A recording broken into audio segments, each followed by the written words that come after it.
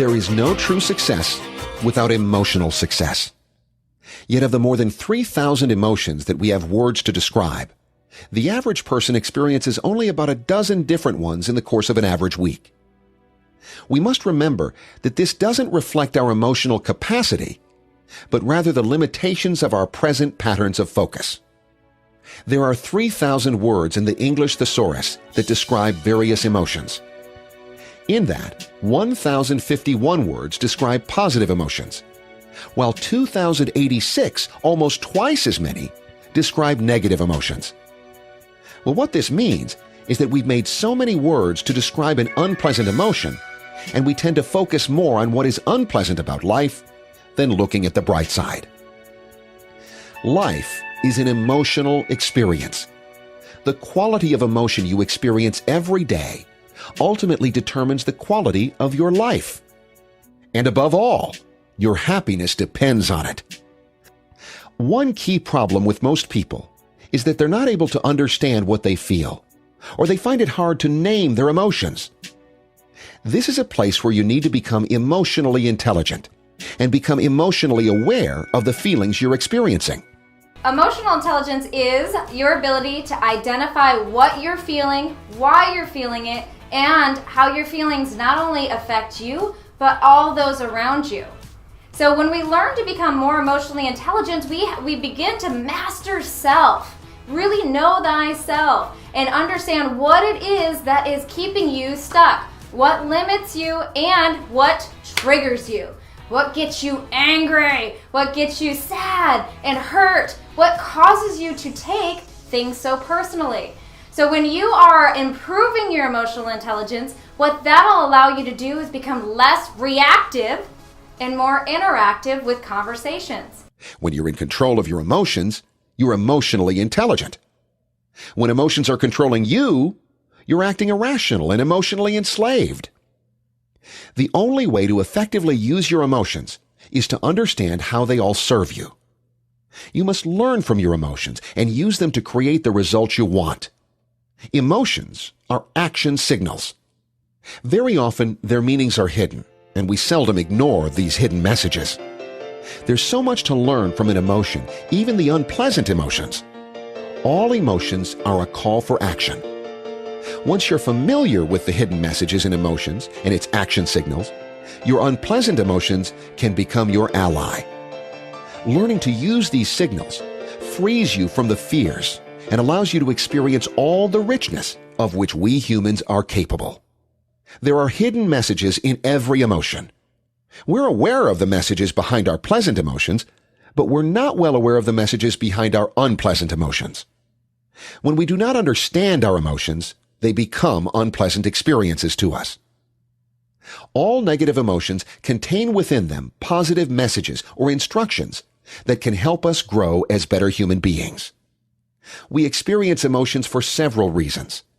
We experience them because emotions are the language of the subconscious mind. We can master our negative, unpleasant emotions when we learn how they serve us rather than enslave us. Let's look at the emotion hurt, for example. As we make our journey through life, none of us escapes being hurt. These painful feelings arise when we experience loss. It could be a loss of trust, or an expectation that is not being met by us or by others who are dear to us. You're likely to feel hurt when you're betrayed, badly treated, or ignored by people you care about. It hurts when they're insensitive to your needs. Therefore, we feel disappointed, and we communicate the feeling of hurt through various emotions like pain or anger. What is the hidden message in hurt? Benjamin Franklin said, "Those things that hurt instruct." The message in hurt is that your expectations have not been met. Many times this feeling arises when we've expected somebody to keep their word, and they didn't. In this case, you feel a loss of intimacy with this person, maybe a loss of trust. This sense of loss is what creates the feeling of hurt. The solution is to realize that in reality, you may not have lost anything. Maybe what you need to lose is the false perception that this person is trying to wound you or hurt you. Maybe they don't realize the impact of their actions on your life. In reality, most people are ignorant about the impact of their words and deeds in other people's lives. Secondly, communicate with the individual who's hurting you and tell them how you feel. Communicate your expectations with other people. People will not know your expectations until you tell them. Certain things are valuable to you, but they may not be valuable to other people. Our values are different. Communicate your values to others, especially your dear ones. Let them know what's important to you and what your expectations of others are. We feel angry when we're hurt. What does anger teach us? How can anger serve us rather than aggravate more chaos? You feel angry when you take offense at being hurt or experiencing loss. Angry feelings arise when you feel helpless, threatened, deprived, or unfairly treated. Anger is a physiological sensation due to the biochemical reaction in your body. Adrenaline is created in the body as a protective mechanism that prepares our body to fight against the attack. Bodily tension and other disturbing emotions often accompany anger. You can experience frustration, irritability, annoyance, resentment, hatred, or even rage at various levels. You may be choosing to react with anger in a dominating manner rather than feel hurt because you perceive hurt as a sign of vulnerability. Anger keeps people at a distance, and this enables you to conceal your vulnerability. In fact, anger is nothing but a shield that covers your underlying fears and hurts. Inside a short-tempered person, there is unsettling hurt, frustration, and a cry for help. The hidden message in anger is that an important rule or standard that you hold for your life has been violated by someone else, or maybe even by you. You feel angry when certain standards aren't met. When some of the rules you have about life are violated, you feel angry and rage. Most anger isn't happening in the actual context of what's going on. It's an old story coming up, an old hurt, an old wound, an old concern. Am I respected enough? Am I cared for enough? How dare they? All these things are the child mind. They're the ego mind. I just call it the drama mind. The thing that wants to make something a bigger problem than it really is because you have no perspective on life. But I bet as you've traveled or you've experienced more in life, you've realized a lot of people have it very difficult out in life. You've realized there's a lot of poverty. You've realized there's a lot of struggle. You realize there's a lot of hurt and pain. And hopefully that gives you some perspective to say, geez, somebody cutting me off isn't such a big deal anymore. Because here's the reality.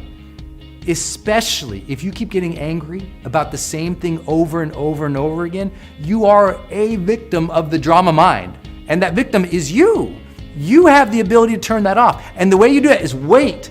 You enlarge the gap of time between stimulus and response. That's where all self-mastery comes from.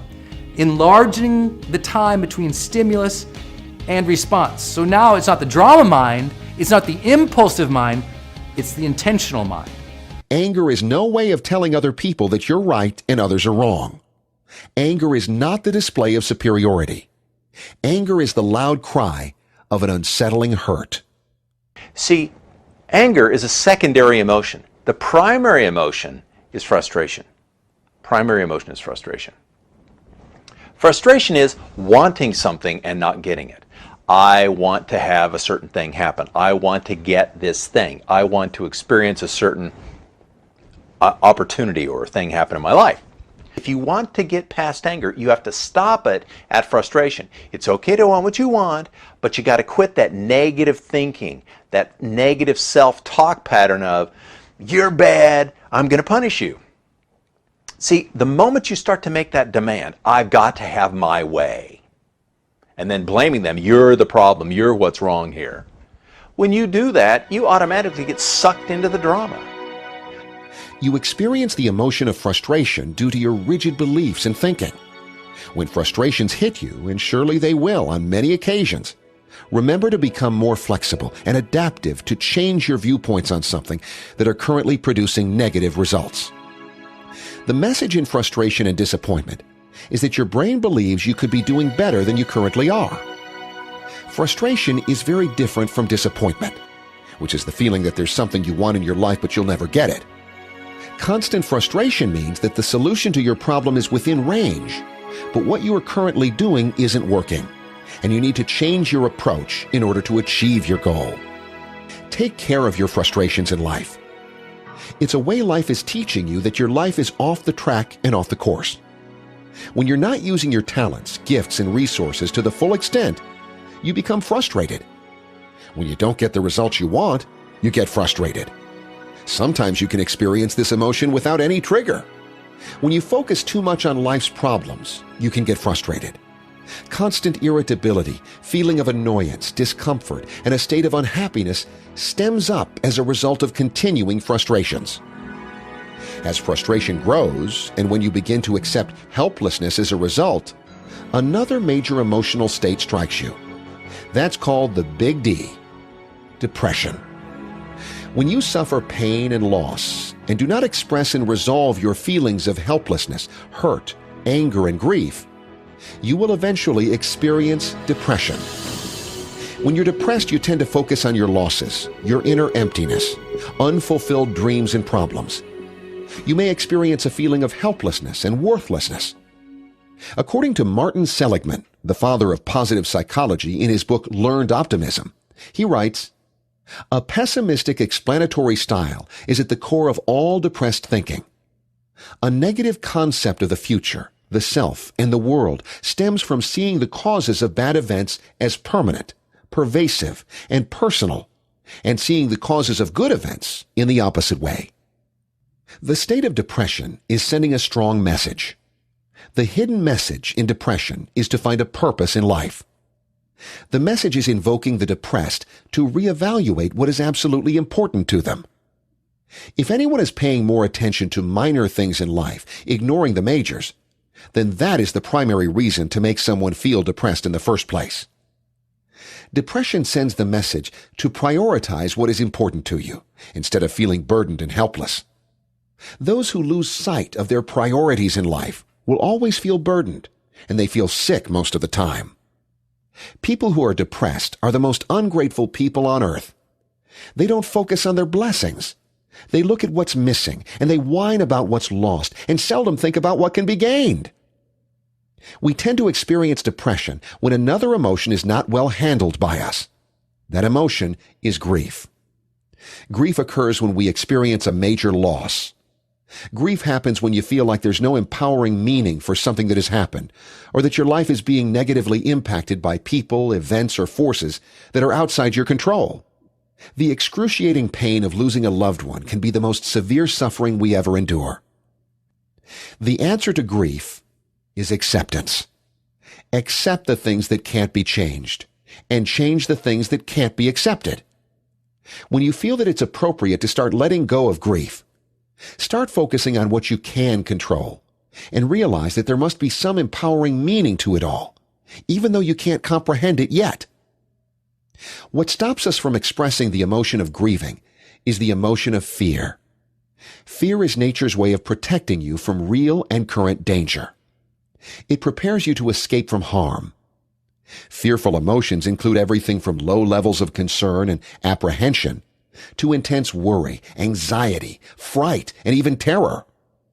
The message is, fear is simply the anticipation that something that's going to happen soon needs to be prepared for.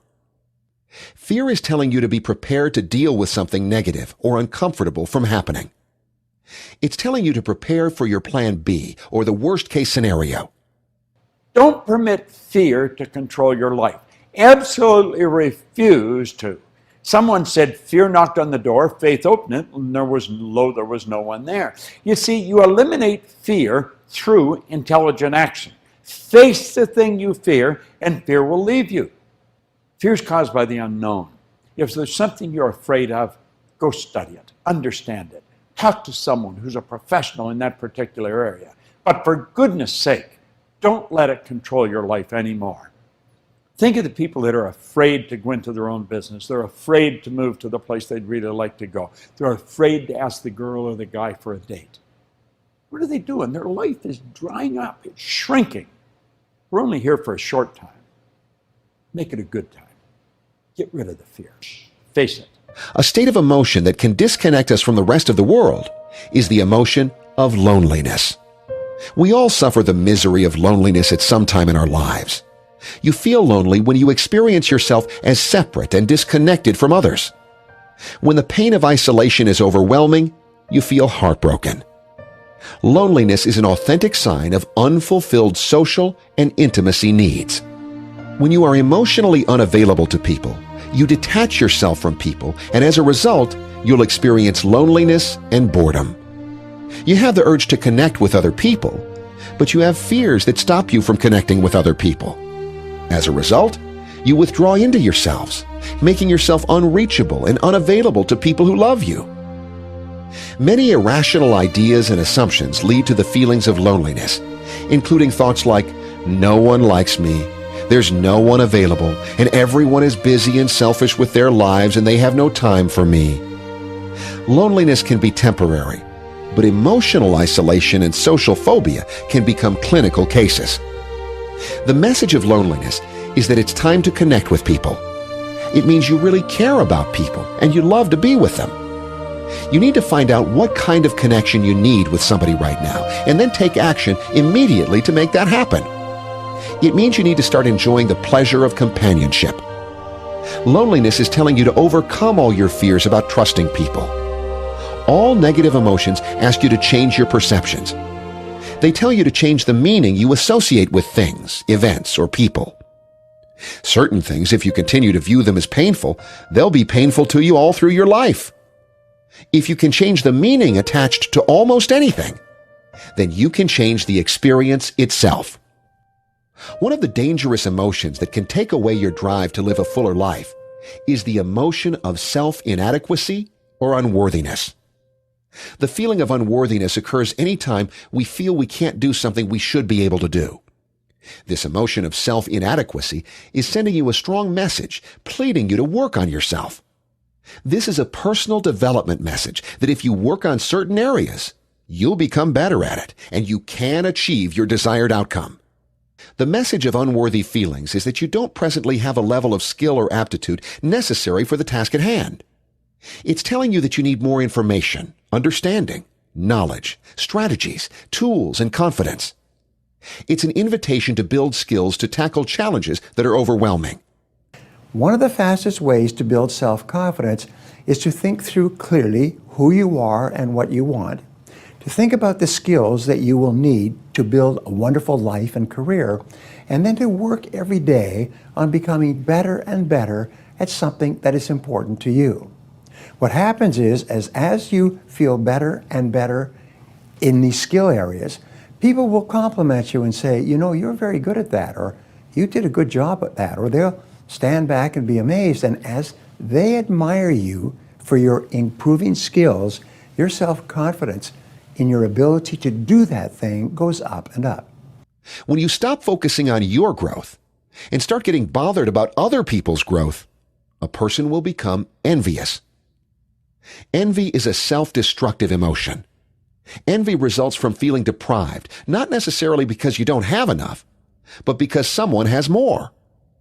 Being around people who are happy, healthy, or wealthy when you are in pain, stricken with a debilitating illness, or deprived of an income can easily stir feelings of envy.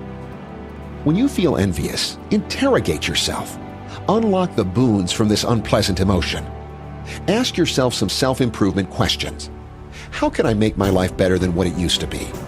What are my new goals, and what course of action must I take to fulfill my goals?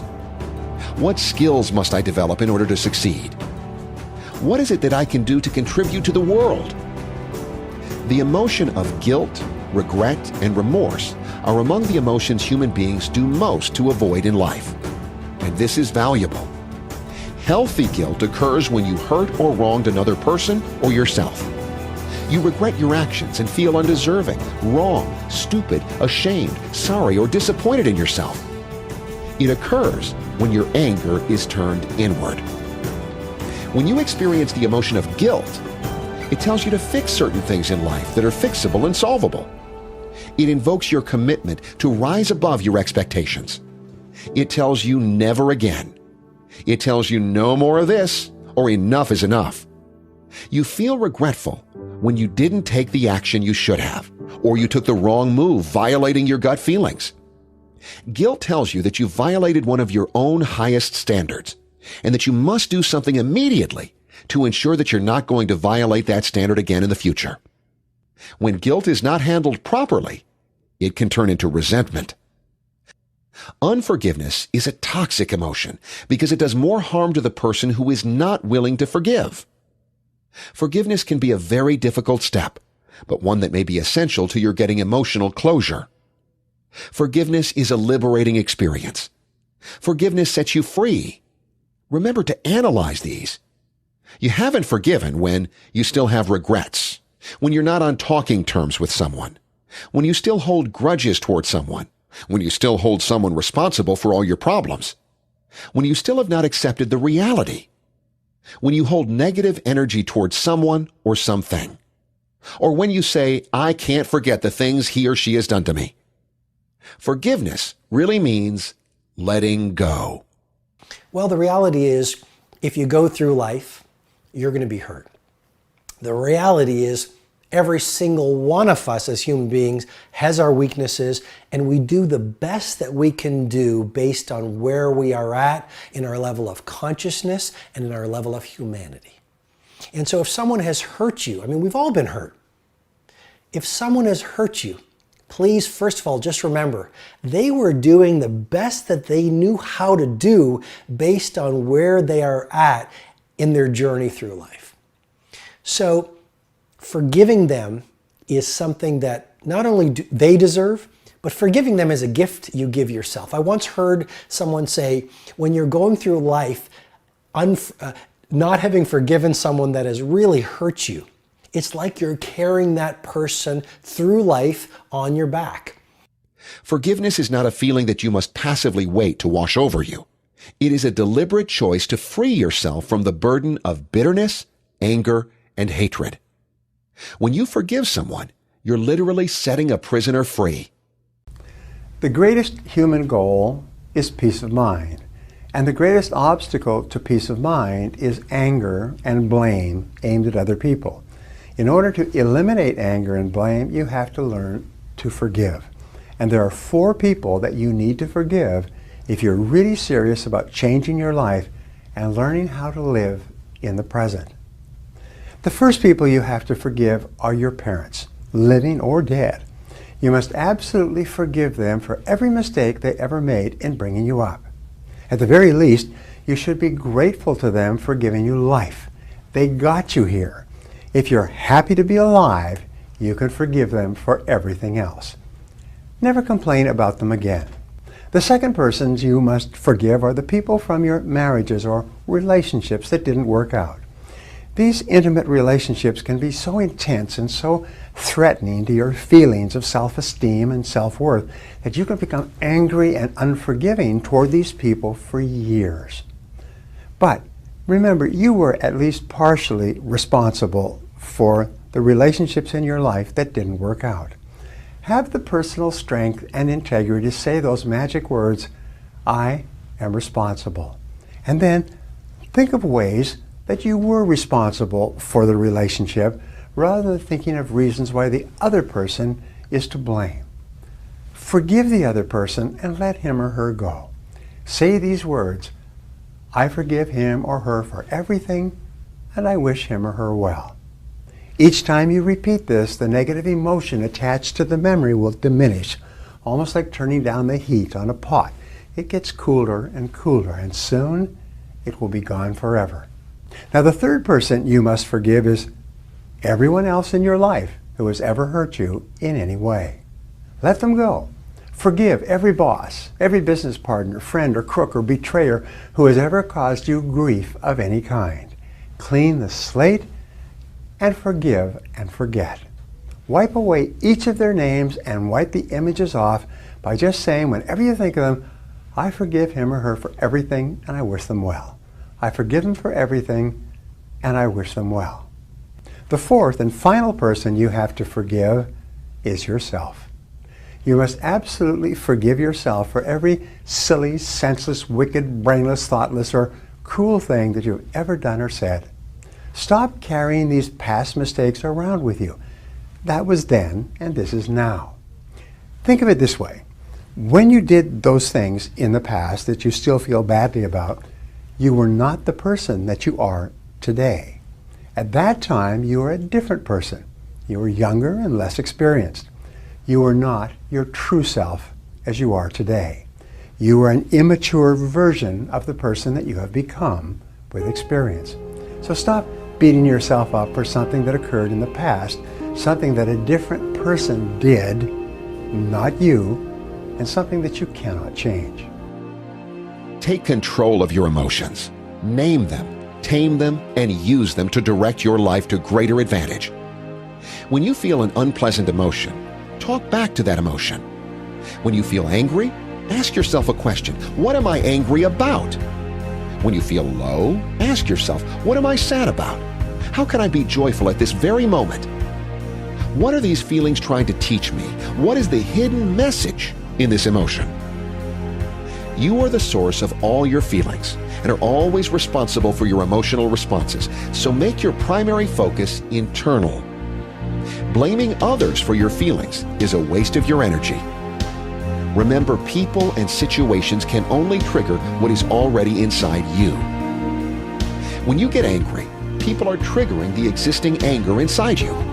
When you feel sad, people and situations are already triggering the sadness inside you. You laugh when your inner joy is turned on. Next time, when you're triggered to experience an unpleasant emotion, you can ask, what do I need and want above all else here? What are my options here? What's the best way to deal with these feelings right now? What's the best way to resolve these recurring feelings? When you intelligently respond to your emotions, you can find the hidden messages of what that emotion is trying to communicate to you.